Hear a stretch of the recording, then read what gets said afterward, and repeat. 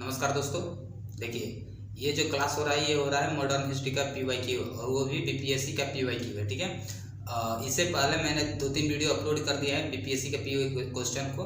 आप चाहे तो उसको जा करके देख सकते हैं। ठीक है, आज के वीडियो में देखते हैं किस किस टाइप के क्वेश्चन हमें देखने को मिलते हैं। देखिए अब क्वेश्चन नंबर 2 जो बात करते हैं, ठीक है, क्वेश्चन नंबर 2 की बात करते हैं कि 1855 ईस्वी में संथालों ने किस अंग्रेजी कमांडर को हराया था। आपके ऑप्शंस क्या क्या है? कैप्टन नेक फेबिले, बी क्या है लेफ्टिनेंट बास्टिन, सी क्या है मेजर बारो, डी क्या है कर्नल वाइट। ठीक है, तो इसका जो राइट आंसर हो जाएगा ये हो जाएगा मेजर बारो।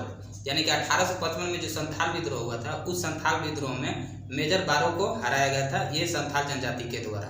ठीक है, देखिए अब संथाल विद्रोह की अगर बात करते हैं तो ये जो संथाल विद्रोह है, ठीक है, ये जो संथाल विद्रोह है यह भागलपुर के राजमहल की पहाड़ी,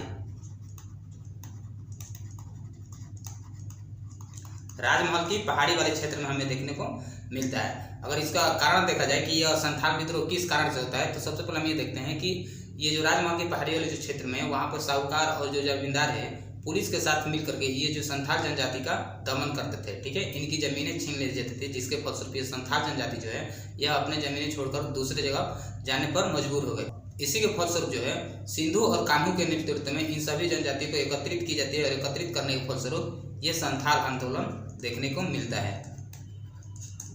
ठीक है, यानी कि हम यहाँ पर लिख सकते हैं कि जो संथाल विद्रोह का नेतृत्व करता है वो कौन है? नेतृत्व करता है, और ये जो नेतृत्व करता है कौन है? सिंधु और कान्हू। ठीक है, तो इस तरह से होता है संथाल आंदोलन। नेक्स्ट क्वेश्चन देखते हैं क्या है। नेक्स्ट क्वेश्चन है आपका 4 कि सरदामणि कौन थे। आपके ऑप्शंस क्या क्या है? राजा राममोहन राय की पत्नी थी, रामकृष्ण परमहंस की पत्नी थी, विवेकानंद की माँ थी, या फिर केशव चंद्र की पुत्री थी। ठीक है, तो इसका जो राइट आंसर हो जाएगा ये हो जाएगा रामकृष्ण परमहंस की पत्नी थी। देखिए अब रामकृष्ण परमहंस की अगर बात करते हैं तो रामकृष्ण परमहंस जो है यह कलकत्ता के दक्षिणेश्वर में स्थित काली मंदिर के पुजारी थे। ठीक है, काली मंदिर के पुजारी थे और इन्होंने जो अपना मार्ग अपनाया था वो अपनाया था किसका?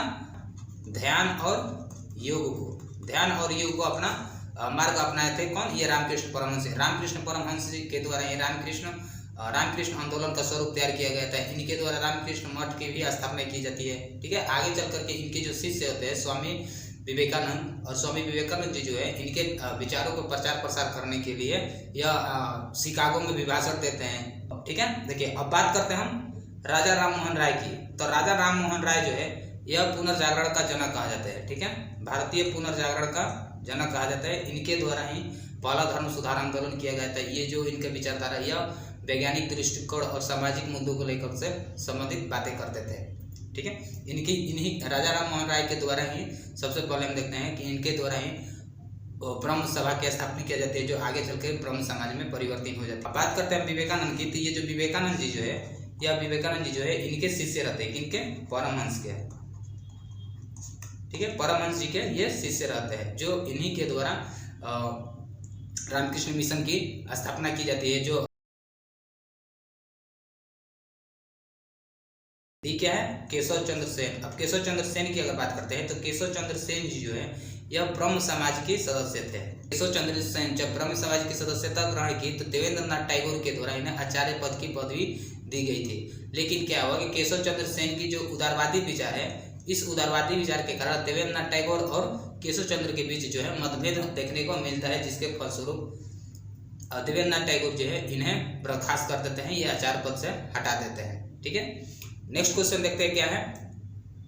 नेक्स्ट क्वेश्चन है कि 1899 और 1900 के ईस्वी में मुंडा क्रांति का नेता कौन था। आपके ऑप्शंस क्या क्या है? सिंधु, बुड्ढा भगत, बिरसा मुंडा, और डी क्या है? शंभूनाथ। ठीक है, तो इसका जो राइट आंसर हो जाएगा ये हो जाएगा बिरसा मुंडा। यानी कि 1899 और 1900 के बीच में जो मुंडा विद्रोह हुआ था वो हुआ था किसके? बिरसा मुंडा के नेतृत्व में, रांची के दक्षिणी वाले क्षेत्र में। कहाँ पर? रांची के दक्षिणी क्षेत्र में। ठीक है, इस विद्रोह को हम उलगुलान विद्रोह भी कहते हैं। उलगुलान विद्रोह। उलगुलान विद्रोह के नाम से भी इसे जाना जाता है। देखिए अब ये जो मुंडा विद्रोह होता है, ये स्टार्टिंग में जो मुंडा विद्रोह शुरुआत किया गया था, यह एक धार्मिक विद्रोह से लेकर शुरुआत किया गया था। लेकिन जिस तरह से अंग्रेजों का नीतियाँ बढ़ती गई, जिस तरह से अंग्रेजों का दमन का प्रकोप बढ़ता गया, तो जिसके फलस्वरूप ये मुंडा क्रांतिकारी जो है यह राजनीतिक आंदोलन के रूप में देखा जाने लगा। ठीक है, अब बात करते हैं मुंडा क्रांति का कारण क्या होता है। तो मुंडा विद्रोह का कारण भी सेम होता है। यह जब ब्रिटिश सरकार जब भू राजस्व की नीतियाँ लाती है तो उससे कहीं ना कहीं जनजाति की जो है क्षति पहुंचती थी। ठीक है, तो इसका विरोध प्रदर्शन कर रहे थे ये मुंडा जनजाति लोग, जिसका मुख्य नेतृत्वकर्ता कौन थे, ये बिरसा मुंडा। ठीक है, नेक्स्ट क्वेश्चन, सॉरी अब देखिए, अब ये जो ऑप्शन ए दिया हुआ है सिंधु, तो ये जो सिंधु है यह किसके नेतृत्व करता है, तो यह है संथाल विद्रोह के नेतृत्व करता था। अब वही बुड्ढा भगत की अगर देखा जाए तो ये किसके थे, कोल विद्रोह के नेतृत्व करते थे। नेक्स्ट क्वेश्चन देखते हैं क्या है। नेक्स्ट क्वेश्चन है अखिल भारतीय किसान सभा के प्रथम सत्र की अध्यक्षता किसने किया था। आपके ऑप्शंस क्या क्या है, शाहजानंद ने किया था, इंदुलाल याग्निक ने किया था, एनजी रंगा ने किया था, पीसी जोशी ने किया था। ठीक है, तो इसकी जो राइट आंसर हो जाएगा ये हो जाएगा स्वामी शाहजानंद। स्वामी शाहजानंद के अध्यक्षता में इस किसान सभा का कार्यक्रम संपन्न किया गया था। देखिए अब इसकी स्थापना की अगर बात करते हैं तो इसकी स्थापना किया गया था कब, 1936 में। कहाँ पे, लखनऊ में। ठीक है, अब इसका अगर उद्देश्य देखा जाए कि अखिल भारतीय किसान सभा का मेन उद्देश्य क्या है, तो इसका जो उद्देश्य है वह किसानों से हित से संबंधित है। यानी किसान से संबंधित ब्रिटिश सरकार की जो भी नीतियाँ आती थी, उस नीतियाँ में जो भी बुराइयाँ कृतियाँ देखने को मिलती थी, उन सभी बुराई कृतियों को एक राष्ट्र के मंच पर लाने का कार्य करता था कौन, ये अखिल भारतीय किसान सभा। ठीक है, अब इनके जो, अब देखिए अब ये जो इंदुलाल याग्निक है, ठीक है, ये जो इंदुलाल याग्निक है, ये इंदुलाल याग्निक जो है इस अखिल भारतीय किसान सभा के कौन है, सदस्य है। ठीक है, और वहीं एनजी रंगा की अगर बात करते हैं तो ये भारत छोड़ो आंदोलन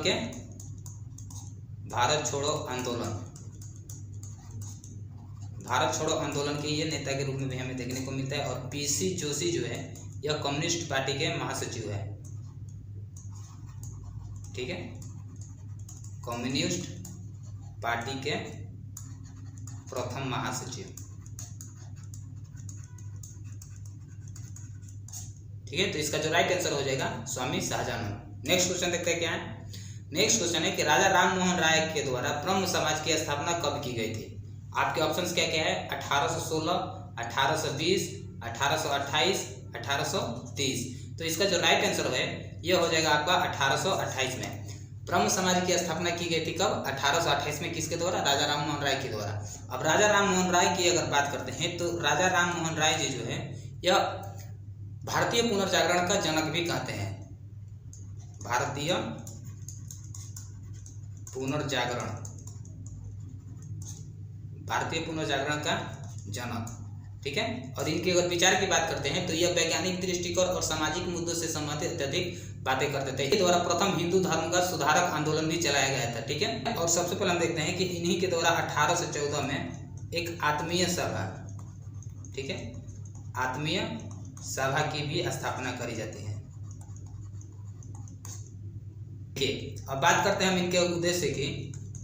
तो इनका जो मेन उद्देश्य है वो है हिंदू धर्म का सुधार करना। ठीक है, यानी कि हिंदू धर्म का सुधार करना, हिंदू धर्म का सुधार करना। जिस तरह से हमारे हिंदू धर्म में कुरीतियाँ देखने को मिलती है, जैसे कि स्त्री शिक्षा को लेकर को, विधवा पुनर्विवाह हो, सती प्रथा हो, ये जो सभी कुरीतियाँ हैं इन सभी को दूर किए जाने की कोशिश किया जा रहा था इस ब्रह्म समाज के अंतर्गत। देखिए अब नेक्स्ट क्वेश्चन देखते हैं क्या है। नेक्स्ट क्वेश्चन है 8, सत्यार्थ प्रकाश की रचना की थी। ये जो सत्यार्थ प्रकाश है किसके द्वारा रची गई थी। आपके ऑप्शंस क्या क्या है, राजा राम मोहन राय, महात्मा गांधी, स्वामी विवेकानंद और स्वामी दयानंद सरस्वती। तो इसका जो राइट आंसर हो जाएगा ये हो जाएगा स्वामी दयानंद सरस्वती। ठीक है, स्वामी दयानंद सरस्वती जी के द्वारा सत्यार्थ प्रकाश की रचना की गई है। अब ये सत्यार्थ प्रकाश में है क्या, तो सत्यार्थ प्रकाश में जो है स्वामी दयानंद की जो विचार है वो देखने को मिलता है। ठीक है, विचार देखने को मिलता है। देखिए अब बात करते हैं स्वामी दयानंद सरस्वती जी के, तो इन्हीं के द्वारा आर्य समाज की स्थापना करी जाती है। आर्य समाज की स्थापना। और ये जो आर्य समाज की जो स्थापना की जाती है यह कब की जाती है? 1875 में। 1875 में आर्य समाज की स्थापना की जाती है। देखिए अब बात करते हैं दयानंद सरस्वती जी का मेन उद्देश्य का। तो इनका जो मेन उद्देश्य रहता है वो क्या रहता है? वो क्या रहता है? वेदों को पुनर्स्थापित करना। ठीक है, वेदों को पुनर्स्थापित करना। इसलिए इन्हीं के द्वारा जो एक नारा दिया जाता है वो क्या है? वेदों की ओर लौटो। वेदों की ओर जो लौटो है यह किसके द्वारा दिया गया है? स्वामी दयानंद के द्वारा दिया गया है। ठीक है, अब वहीं हम राजा राम मोहन राय की अगर बात करते हैं तो राजा राम मोहन राय जी के द्वारा ब्रह्म समाज की स्थापना की जाती है। महात्मा गांधी की अगर देखे जाते हैं तो महात्मा गांधी के द्वारा सेवक, हरिजन सेवक की स्थापना की जाती है। और स्वामी विवेकानंद की देखा जाए तो रामकृष्ण मिशन की भी स्थापना की जाती है। देखिए अब क्वेश्चन नंबर 9 की अगर बात करते हैं तो क्वेश्चन नंबर 9 क्या है कि अनुशीलन समिति थी। ठीक है, आपके ऑप्शंस क्या क्या है? नारी उत्थान के प्रति समर्पित थी, विधवा विवाह को प्रोत्साहित करने वाली समिति थी, या फिर मजदूरों के कल्याण में रुचि रखने वाली समिति थी, या फिर एक क्रांतिकारी या संगठन था। तो इसका जो राइट आंसर हो जाएगा यह हो जाएगा डी, क्रांतिकारी संगठन था। ठीक है, अब देखिए अब अनुशीलन समिति की अगर बात करते हैं तो ये अनुशीलन समिति जो है यह हमें बंगाल में देखने को मिलता है। ठीक है, बंगाल में। ठीक है, अब इसकी स्थापना की अगर बात करते हैं तो यह इसका स्थापना कब होता है? 1902 में। किसके द्वारा? पी मित्रा के द्वारा। अगर मेन इसका उद्देश्य देखा जाए कि इस अनुशीलन समिति का मेन उद्देश्य क्या था, तो इस समिति का जो मेन उद्देश्य था वो भारत से ब्रिटिश शासन को हटाना, यानी कि जड़ से ब्रिटिश शासन को निकाल फेंकने के इस तरह का इनका उद्देश्य था। ठीक है, देखिए अब इनके द्वारा अगर और इस अनुशीलन समिति में सदस्य की अगर बात करते हैं उसमें कौन कौन से सदस्य रहते हैं तो इसमें आपके आ जाएंगे बारिंद्र घोष।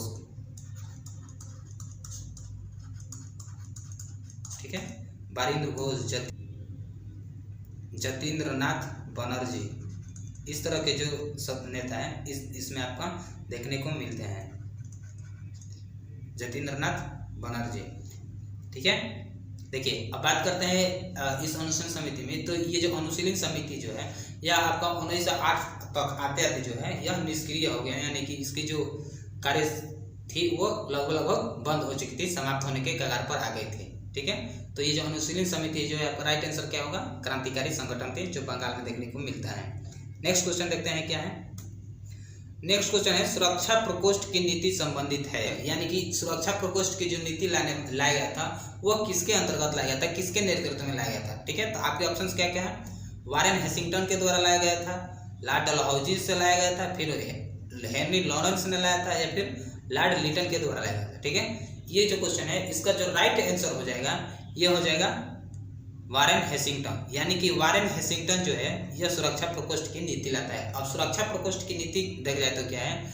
यह है सुरक्षा प्रकोष्ठ नीति के अंतर्गत बफर जोन का एक निर्माण करना, यानी कि जिस तरह से ब्रिटिश सरकार आती थी और ब्रिटिश सरकार आने के फलस्वरूप अलग अलग क्षेत्रों पर अपना प्रभाव जमाती थी, आधिपत्य करती थी। ठीक है, और आधिपत्य करने के फलस्वरूप जो उसका पड़ोसी क्षेत्र है उन सभी पड़ोसी क्षेत्रों से हस्ताक्षर कर लिया जाता था, ताकि उस पर कोई मतलब कि सुरक्षा महसूस किया जाए, उस पर कोई बाहरी आक्रमण की स्थिति पैदा ना हो। ठीक है, और उस सुरक्षा प्रकोष्ठ की नीति के अंतर्गत देखा जाता है तो उस जो पड़ोसी क्षेत्र है उस पड़ोसी क्षेत्र में वहाँ पर ब्रिटिश सरकार के द्वारा कुछ सेनाएं प्रबंधित की जाती, कुछ सेनाएं दी जाती थी। ठीक है, और उस जो सेनाएं का खर्चा था वो उस क्षेत्र के राज्य करेंगे। ठीक है, तो ये है आपका सुरक्षा प्रकोष्ठ की नीति जो कि वारेन हेसिंगटन के द्वारा लाया गया था। ठीक है, अब देखिए अब ये जो वारेन हेसिंगटन का अगर टाइम पीरियड देखते हैं तो ये जो वारेन हेसिंगटन है पूरे भारत में कब से कब तक रहता है? तो 1772। ठीक है, 1772 से लेकर के 1885 तक रहता है।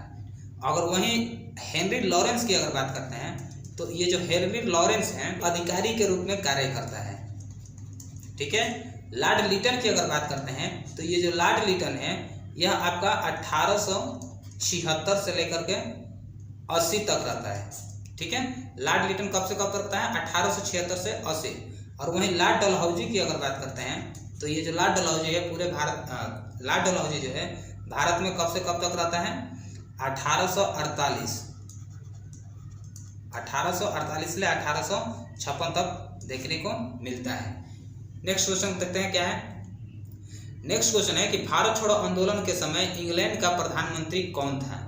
आपके ऑप्शन क्या क्या है? Option A Chamberlain, B Winston Churchill, C Clement Attlee और डी क्या है? Ramsay MacDonald.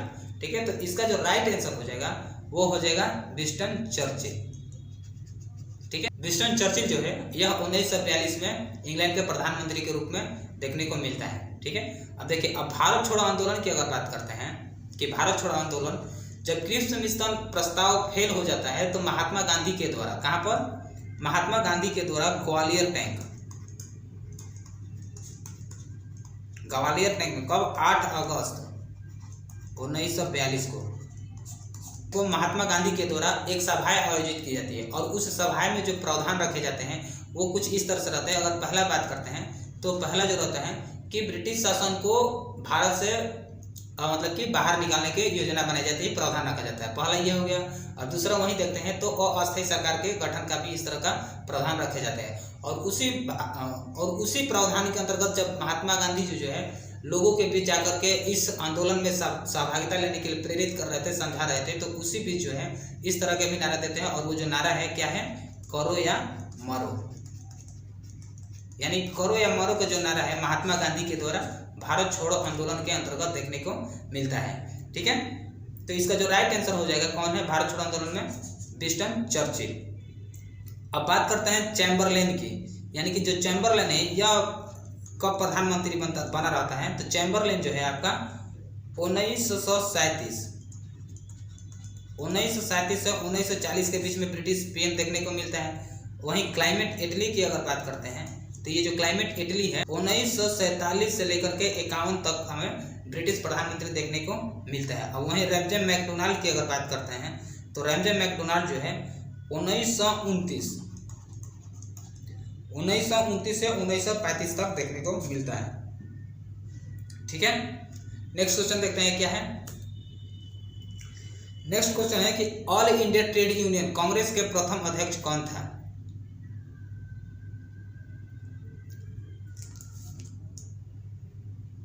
ठीक है, all India trade union Congress के प्रथम अध्यक्ष कौन था? आपके ऑप्शंस क्या क्या है? बीबी गिरी है, बी क्या है? एस ए डांगे हैं, सी क्या है? पंडित जवाहरलाल नेहरू है, डी क्या है? लाला लाजपत राय है। तो इसका जो राइट आंसर हो जाएगा यह हो जाएगा Lala Lajpat Rai. All India trade union के जो प्रथम अध्यक्ष कौन है? Lala Lajpat Rai. All India trade union की अगर बात करते हैं तो इसकी स्थापना कब की गई थी? 1920 में। कहाँ पर? बम्बई में। इसे हम लोग AITUC के रूप में भी देखने को मिलता है, यानी कि AITCU जो है यह 1945 तक हमें देखने को मिलता है, जिसमें आपका समाजवादी, ठीक है, Samajwadi communist party, Samajwadi communist तथा कांग्रेस एक साथ मिलकर रहते थे, जो कि हमें कब तक 1945 तक हमें देखने को मिलता है। अब ऑल इंडिया ट्रेड यूनियन की अगर बात करी जाए तो ये जो ऑल इंडिया ट्रेड यूनियन जो है इसका जो उद्देश्य है यह मजदूरों के लिए बनाया गया था। ठीक है, इसे हम क्या कहते हैं? मजदूरों के लिए बनाया गया था, जिसे हम एक मजदूर यूनियन का नाम दे सकते हैं, मजदूर यूनियन। देखिए क्वेश्चन नंबर 14 क्या है? सांप्रदायिक अवार्ड एवं पूना पैक्ट दलित वर्ग के लिए सीटें कितनी मिली थी? आपके ऑप्शंस क्या क्या है? अब ए ऑप्शन में देखते हैं तो 74 है और 79 है, 71 है और 147 है। सी में देखते हैं तो क्या है? 78 है और 80 है। और डी में देखते हैं तो क्या है? 78 है और आपका 69 है। तो इसका जो राइट आंसर हो जाएगा ये हो जाएगा कब? इसका जो राइट आंसर हो जाएगा ये हो जाएगा बी। सांप्रदायिक अवार्ड एवं पूना पैक्ट के अंतर्गत गए थे तो दलित वर्ग के लिए आपका 71 और 147 सीटें मिली थी। देखिए अब ये सांप्रदायिक अवार्ड की अगर बात करते हैं तो सांप्रदायिक अवार्ड में देखते हैं तो सबसे पहले रैमजे मैकडोनाल्ड जो कि ब्रिटिश पीएम है, यह भारतीय मताधिकार समिति का अध्ययन करता है। ठीक है, और भारतीय मताधिकार समिति अध्ययन करने के फलस्वरूप जो है 16 अगस्त 1932 को यह सांप्रदायिक अवार्ड को घोषणा करता है। और उस सांप्रदायिक अवार्ड में जो घोषणा की जाती है तो उसमें कुछ इस तरह का प्रावधान रहता है, जैसे कि अल्पसंख्यकों के लिए पृथक निर्वाचन की मांग की प्रावधान रहता है। ठीक है, अल्पसंख्यकों के लिए पृथक निर्वाचन का प्रावधान रहता है। और सेकंड ये रहता है कि जो दलित वर्ग के लोग हैं उन सभी दलित वर्गों के लिए 78 सीटें का प्रावधान रखा जाता है। ठीक है, तो इस तरह से जो है रामजे मैकडॉनल्ड जो है सांप्रदायिक अवार्ड की घोषणा करता है। ठीक है, अब बात करते हैं हम भीमराव अंबेडकर के क्या मत था। तो भीमराव अंबेडकर का जो मत था वो चाहते थे कि अल्पसंख्यक और दलित वर्ग जो है उन लोगों के लिए एक पृथक निर्वाचन किया जाए। ठीक है, और दूसरा ये है कि जो अछूत लोग हैं उन अछूत लोगों के लिए सीधी कार्रवाई की जाए। और तीसरा ये प्रावधान मतलब तीसरा ये विचार रखते थे कि जो उच्च वर्ग के लोग हैं जब विरोध प्रदर्शन करते थे तो उनका सीधा सीधा कारा जाने का इस तरह का प्रावधान रखा जाता है। ठीक है, तो ये मतलब होगा आपका भीमराव अंबेडकर का। अब बात करते हैं जो निर्णय आ जाता है सांप्रदायिक अवार्ड का, कि निर्णय आ जाता है तो उस सांप्रदायिक अवार्ड में जो निर्णय रहता है ये रहता है कि जो अल्पसंख्यक है उस अल्पसंख्यक का जो है पृथक निर्वाचन होगा। ठीक है, और वो जो दलित वर्ग है उन दलित वर्गों को अल्पसंख्यक के वर्ग में भी रखा गया। जब अल्पसंख्यक के वर्ग में रहेंगे तो उनका पृथक निर्वाचन होना तय है। तो इस तरह से आता है कौन, सांप्रदायिक निर्णय का प्रावधान। एंड सेकंड देखते हैं कि दलितों के लिए सामान्य और विशेष जो भी निर्वाचन होगा उन सभी निर्वाचित में अपना मतदान देने का अधिकार प्राप्त कर लिए। ठीक है, अब देखिए जब ये भीमराव अंबेडकर और जो ब्रिटिश अधिकारी रामजे मैकडॉनल्ड का इस तरह से जब प्रावधान आता है तो कहीं ना कहीं कांग्रेस जो भी है, कांग्रेस भी अपना मत और प्रावधान रखने की कोशिश कर रहा है। तो इसी सिलसिले में हम देखते हैं कि कांग्रेस नेता महात्मा गांधी जी के द्वारा इस जब सांप्रदायिक अवार्ड को जाना गया तो इनके द्वारा अनशन पर बैठने का कार्य किया जाता है। ठीक है, अब ये जो अनशन पर बैठते हैं ये कब बैठते हैं आपके 20 सितंबर 1932 में, यानी कि इन सभी प्रावधान को देखते हुए महात्मा गांधी जो है नाखुश होते हैं और नाखुश होकर के 20 सितंबर 1932 में पुनः अनशन पर बैठ जाते हैं। और इनके साथ अनशन पर बैठने के फलस्वरूप कुछ अन्य नेता भी इनके साथ अपना शामिल हो जाते हैं, अपना सहभागिता देते हैं, जिसके फलस्वरूप हमें महात्मा गांधी और भीमराव अम्बेडकर के बीच एक पूना पैक्ट देखने को मिलता है। अब ये जो पूना पैक्ट होता है यह कब होता है 24 सितंबर 1932 को। ठीक है, 24 सितंबर और 1932 के बीच में हमें देखने को मिलता है। अब इस पूना पैक्ट के अंतर्गत कौन कौन से प्रावधान रखे जाते हैं तो उसकी बात करते हैं। तो सबसे पहले हम ये देखते हैं कि दलित का जो निर्वाचन मंडल था, दलित का निर्वाचन मंडल समाप्त कर दिया गया है। ठीक है, सेकंड क्या है, सांप्रदायिक पचांट। ठीक है, सांप्रदायिक पचांट में जो दलित वर्ग के लिए सीट का प्रावधान किया गया था वो कितना था 71। और वहीं प्रांतीय विधान में देखा जाए, अगर वहीं प्रांतीय विधान में देखा जाए तो आपका 147 सीटें का प्रावधान किया गया था। कितना 147 सीट का प्रावधान किया गया था।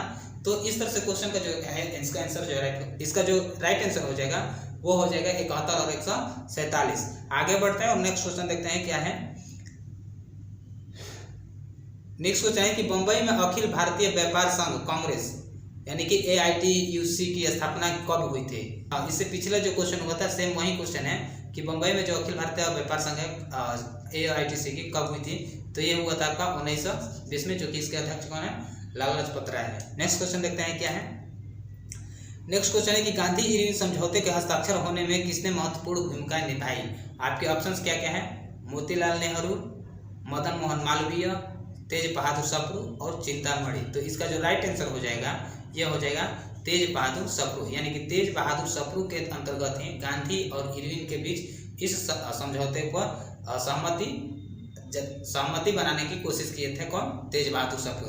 तेज बहादुर सप्रू जो है यह एक वकील थे, पेशे से क्या थे, वकील थे। और इन्हीं के प्रयत्न से गांधी और इरविन के बीच के समझौता कराई जाती है। नेक्स्ट क्वेश्चन देखते हैं।